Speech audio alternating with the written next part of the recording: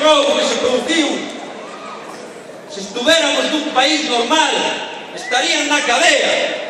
Pero estamos nun país onde non hai justiza, senón non podían estar por aí libres. Non pode ser, o menos na cadea e corruptos non poder. Non pode ser, o menos na cadea e corruptos non poder. A facernos unha reflexión. É acaso este sistema capitalista a única referencia que pode haber para a clase traballadora? Claro que non. Nós dicimos que non. Desde a TIGA dicimos é un sistema injusto, é antidemocrático, é corrupto ademais. Por eso non pode representar a clase traballadora este sistema capitalista, onde os ricos cada vez son máis ricos. Mirade un dato.